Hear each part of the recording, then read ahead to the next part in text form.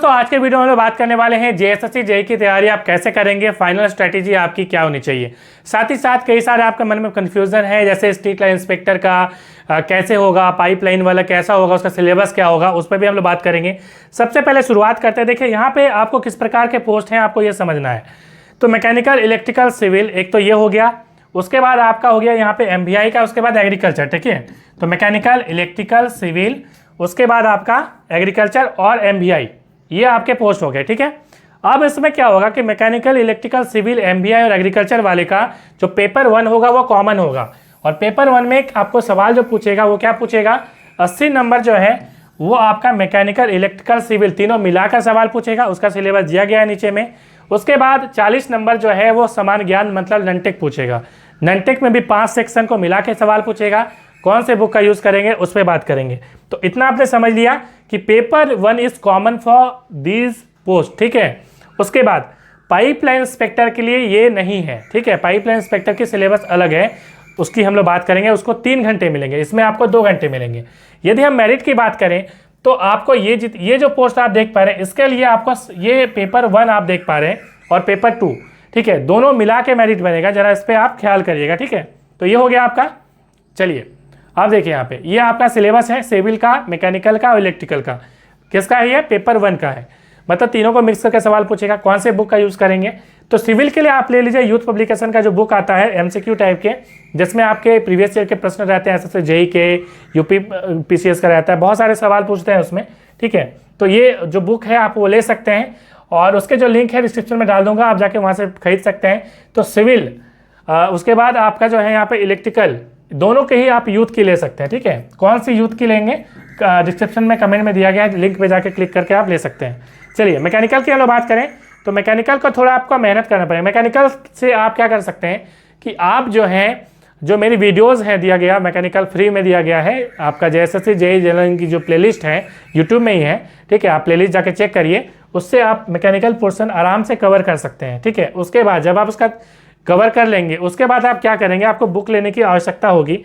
और बुक आप इसमें यूथ का ले सकते हैं हालांकि, मगर मेरी रिकमेंडेशन है कि आरएस खुरमी का जो अलग अलग बुक आता है, जैसे मैकेनिकल का अलग आता है, इलेक्ट्रिकल का अलग, मैकेनिकल नहीं मतलब मैकेनिकल में भी अलग अलग आता है। जैसे मैकेनिकल की हम बात कर रहे हैं अभी, तो सोम का अलग आता है, उसके बाद थर्मल का अलग आता है, हाइड्रोलिक्स का अलग आता है। ठीक है, इस प्रकार से आपको जो है हाइड्रोलिक्स में हालांकि आर.के. बंसल ले सकते हैं आप। तो इस प्रकार से उसके जो न्यूमेरिकल्स हैं उसको आप कवर करिएगा, that will the best option for you. ठीक है, तो वो आप कर सकते हैं।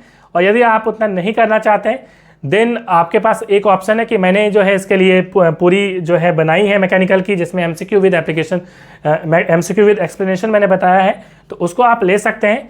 और जनरल इंग्लिश और ननटेक दोनों की ही मैं जो है प्रोवाइड कर रहा हूँ 9474106242।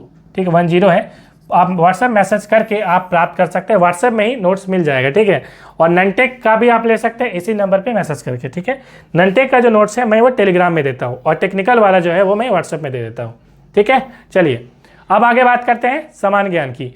समान ज्ञान का सिलेबस आप यहाँ पे देख पा रहे हैं, जो इसमें 40 नंबर के सवाल पूछे जाएंगे मैकेनिकल, इलेक्ट्रिकल, सिविल, एमबीआई और एग्रीकल्चर को। ठीक है, अब इसमें आपको क्या करना है, इसमें सारे टॉपिक्स आपको नहीं करने, इसमें आपको कुछ चुनिंदा टॉपिक करने हैं। जैसे पंचायती राज कर लीजिए, कहाँ मिलेगा सर, ल्यूसेंट में मिलेगा। ल्यूसेंट की जो हिंदी मीडियम की बुक आती है ब्लू कलर की और इंग्लिश मीडियम की आती है पीली कलर की, वो वाली बुक। ठीक है, उसके भी लिंक डिस्क्रिप्शन में डाल दूंगा।